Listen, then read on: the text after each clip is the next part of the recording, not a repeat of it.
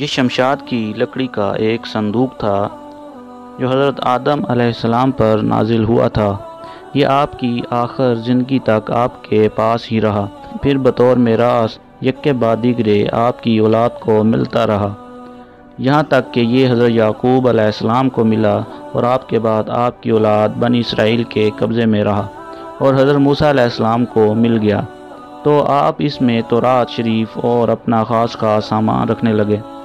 یہ بڑا ہی مقدس اور بابرکت صندوق تھا۔ بنی اسرائیل جب کفار سے جہاد کرتے تھے اور ان کے لشکروں کی کثرت اور ان کی شوکت دیکھ کر سہم جاتے اور ان کے سینوں میں دل دھڑکنے لگتے تو وہ اس صندوق کو اپنے آگے رکھ لیتے تھے، تو اس صندوق سے ایسی رحمتوں اور برکتوں کا ظہور ہوتا تھا کہ مجاہدین کے دلوں میں سکون و اطمینان کا سامان پیدا ہو جاتا تھا، اور مجاہدین کے سینوں میں لرزتے ہوئے دل پتھر کی چٹانوں سے زیادہ مضبوط ہو جاتے تھے، اور جس قدر صندوق آگے بڑھتا تھا آسمان سے نصر من اللہ و فتح قریب کی بشارت عظمیٰ نازل ہوا کرتی اور فتح مبین حاصل ہو جایا کرتی تھی۔ بنی اسرائیل میں جب کوئی اختلاف پیدا ہوتا تھا تو وہ لوگ اسی صندوق سے فیصلہ کرتے تھے اور اسی سے فیصلہ کی آواز اور فتح کی بشارت سنی جاتی تھی۔ بنی اسرائیل اس صندوق کو اپنے آگے رکھ کر اور اس کو وسیلہ بنا کر دعائیں مانگتے تھے تو ان کی دعائیں مقبول ہوتی تھیں اور بلاؤں کی مصیبتیں اور وباؤں کی آفتیں ٹل جایا کرتی تھیں۔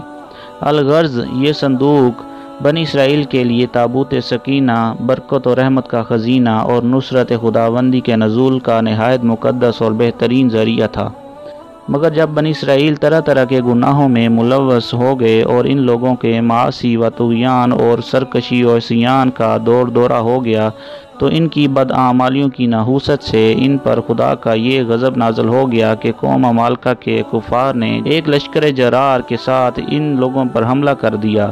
ان کافروں نے بنی اسرائیل کا قتل عام کر کے ان کی بستیوں کو تاخت و تاراج کر ڈالا،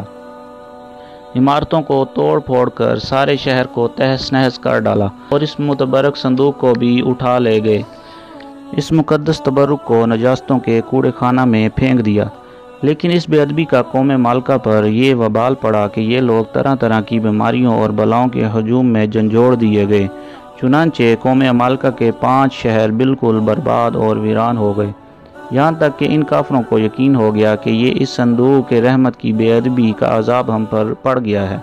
تو ان کافروں کی آنکھیں کھل گئیں۔ چنانچہ ان لوگوں نے مقدس صندوق کو ایک بیل گاڑی پر لاد کر بیلوں کو بنی اسرائیل کی بستیوں کی طرف ہانک دیا۔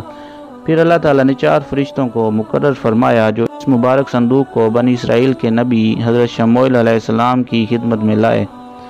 اس طرح پھر بنی اسرائیل کی کھوئی ہوئی نعمت دوبارہ ان کو مل گئی، اور یہ صندوق ٹھیک اس وقت حضرت شموئیل علیہ السلام کے پاس پہنچا جبکہ حضرت شموئیل علیہ السلام نے طالوت کو بادشاہ بنا دیا تھا، اور بنی اسرائیل طالوت کی بادشاہی تسلیم کرنے پر تیار نہیں تھے، اور یہی شرط ٹھہری تھی کہ مقدس صندوق آ جائے تو ہم طالوت کی بادشاہی تسلیم کر لیں گے۔ چنانچہ صندوق آ گیا اور بنی اسرائیل طالوت کی بادشاہی پر رضامند ہو گئے۔ تابوت سکینہ میں کیا تھا؟ اس مقدس صندوق میں حضرت موسیٰ علیہ السلام کا عصا اور ان کی مقدس جوتیاں، اور حضرت ہارون علیہ السلام کا عمامہ، حضرت سلیمان علیہ السلام کی انگوٹھی، تورات کی تختیوں کے چند ٹکڑے، کچھ من و سلوہ، اس کے علاوہ حضرات انبیاء کرام علیہ السلام کی صورتوں کے حلیے وغیرہ سب سامان تھے۔ قرآن مجید میں خداوند قدوس نے سورہ بقرہ میں اس مقدس صندوق کا تذکرہ فرماتے ہوئے ارشاد فرمایا کہ ترجمہ کنز الایمان، اور ان سے ان کے نبی نے فرمایا اس کی بادشاہی کی نشانی یہ ہے کہ آئے تمہارے پاس تابوت جس میں تمہارے رب کی طرف سے دلوں کا چین ہے اور کچھ بچی ہوئی چیزیں ہیں، معزز موسیٰ اور معزز ہارون کے ترکہ کی اٹھاتے لائیں گے اسے فرشتے، بے شک اس میں بڑی نشانی ہے تمہارے لیے اگر ایمان رکھتے ہو۔ اس سے یہ معلوم ہوا کہ بزرگوں کے تبرکات کی خداوند قدوس کے دربار میں بڑی عزت و عظمت ہے، اور ان کے ذریعہ مخلوق خدا کو بڑے بڑے فیوز و برکات حاصل ہوتے ہیں۔ دیکھ لو اس صندوق میں حضرت موسیٰ علیہ السلام کی جوتیاں، آپ کا عصا اور حضرت ہارون علیہ السلام کی پگڑی تھی، تو اللہ تعالیٰ کی بارگاہ میں یہ صندوق اس قدر مقبول و مکرم و معظم ہو گیا کہ فرشتوں نے اس کو اپنے نورانی کندھوں پر اٹھا کر حضرت شموئیل علیہ السلام کے دربار نبوت میں پہنچایا، اور خداوند قدوس نے قرآن مجید میں اس بات کی شہادت دی کہ فیہ سکینۃ من ربکم، یعنی اس صندوق میں تمہارے رب کی طرف سے سکینہ یعنی مومنوں کے قلوب کا اطمینان اور ان کی روحوں کی تسکین کا سامان تھا۔ مطلب یہ کہ اس پر رحمت الہی کے انوار و برکات کا نزول اور اس پر رحمتوں کی بارش ہوا کرتی تھی۔ تو معلوم ہوا کہ بزرگوں کے تبرکات جہاں جس جگہ بھی ہوں گے ضرور ان پر رحمت خداوندی کا نزول ہوگا، اور اس پر نازل ہونے والی رحمتوں اور برکتوں سے مومنین کو سکون قلب اور اطمینان روح کے فیوز و برکات ملتے رہیں گے۔ دوستو، اگر آپ مزید اسلامی معلوماتی ویڈیو حاصل کرنا چاہتے ہیں تو ہمارا چینل چیک اسلامک نالج کو سبسکرائب کریں اور گھنٹی کے بٹن کو بجا دیں۔